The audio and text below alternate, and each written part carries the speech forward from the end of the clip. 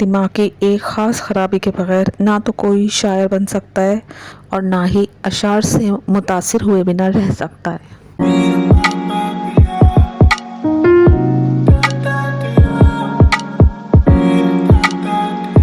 اکثر انسان اپنے مسئلوں سے زیادہ اپنی سوچ کی وجہ سے پریشان ہوتا ہے، مختلف اندیشے ستاتے ہیں۔ یہ ایک بہت بڑی کامن کمپلین ہے ہر دوسرے انسان کی۔ ہمارے جسم کے ہر عضو کا ایک کام ہے۔ دراصل جب ہماری آنکھیں دیکھ رہی ہیں، دل دھڑک رہا ہے، کان سن رہے ہیں، ہاتھ پیر چل رہے ہیں، آنکھیں دیکھتی ہیں تو کوئی یہ نہیں کہتا کہ دل کیوں دھڑک رہا ہے، کان کیوں سن رہے ہیں۔ ظاہر سی بات ہے، دماغ بھی اپنا کام کر رہا ہے۔ تو برین جب اپنا کام کر رہا ہے، اس کے بارے میں ہمیں کیوں شکایت ہوتی ہے؟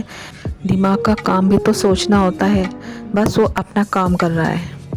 دماغ ہمارا ایک سپر کمپیوٹر ہے، مگر دماغ اللہ تعالیٰ کی ایک بہت بڑی نعمت ہے۔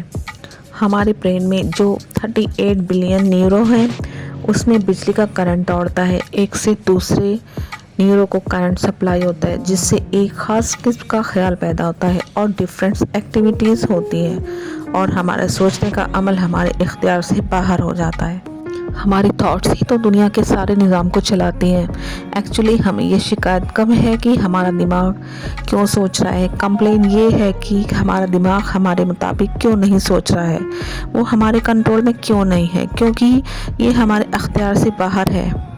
اور ہمارے سوچنے کا عمل ہمارے اختیار سے باہر ہوتے ہی ہمیں تکلیف ہونے لگتی ہے، ہم اس کے اگینسٹ سوچنے لگتے ہیں اور برین فائٹ کرنے لگتا ہے۔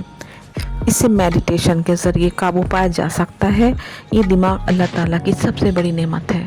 اسے کانشیس اویئرنیس سے ہینڈل کیا جا سکتا ہے۔ چھوٹی چھوٹی باتوں پر پینک نہ ہوا کریں، اینزائٹی سے بچیں، اور پھر وہی خیالات آپ کو آئیں گے جو آپ لانا چاہیں گے۔ جب آپ اپنی تھاٹس کو اویئر کر کے آبزرو کرنا سیکھیں گے تو آپ خود کو آبزرو کرنا شروع کر لیتے ہیں۔ آپ کی نیگیٹو انرجی پازیٹیو انرجی میں کنورٹ ہونا شروع ہو جاتی ہے۔ دھیان ڈیفیکلٹیز کی طرف سے ہٹ کر پاسبلٹی کی طرف چلا جاتا ہے۔ زندگی بہت عارضی ہے، ہمارے پاس وقت بہت محدود ہے، اسے فضول کی سوچوں میں ضائع نہ کریں۔